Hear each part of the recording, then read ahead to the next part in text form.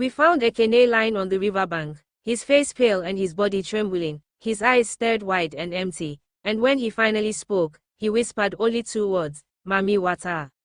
It all started on a hot, heavy afternoon when Ekene, the most daring fisherman in our village, decided he would test the waters of the great river. The elders had always warned us about Mammy water, the powerful and beautiful water spirit who ruled over the river. They said she was as generous as she was vengeful, blessing those who showed respect and punishing those who were greedy or arrogant. Ekene, though, never cared much for warnings. I was there when he dragged his fishing net down to the river. We'd all been struggling that season, with the fish growing scarce and the river levels shrinking. Still, Ekene boasted about how he'd catch enough fish to sell in the market and come back with bags of gold. He laughed at the idea of spirits, and when some kids mentioned Mammy water, he mocked them, saying, if she wants fish, she'll have to fight me for them.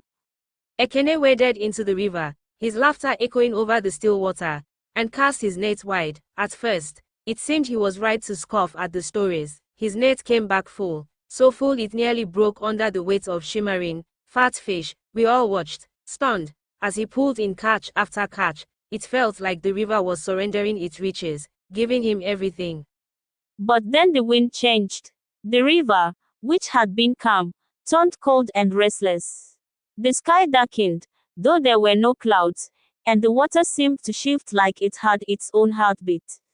Before we could blink, she appeared, Mammy water herself. Her skin shimmered like moonlight on water, and her hair flowed like liquid ebony.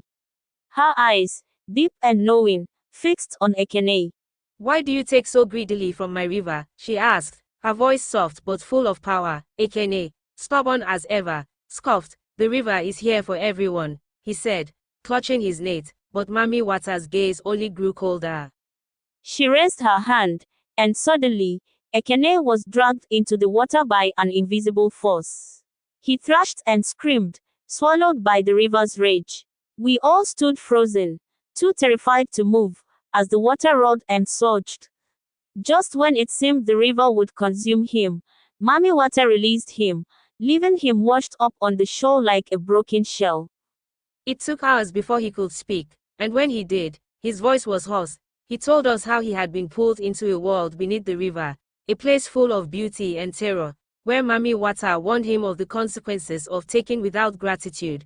She'd shown him visions of a barren river, a world where the spirits abandoned the land because of humanity's greed. Respect the river, and it will respect you, she had said, her words echoing through his soul.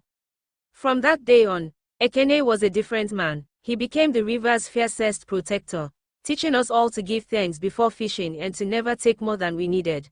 The great river's waters grew rich again, and we never forgot the lesson Ekene learned at the hands of Mammy water. Sometimes, on moonlit nights, we see her reflection in the water, and we bow our heads, whispering our gratitude, because once you've seen the spirit of the river, you know better than to ever take its gifts for granted. Kindly subscribe for more interesting African folktale story.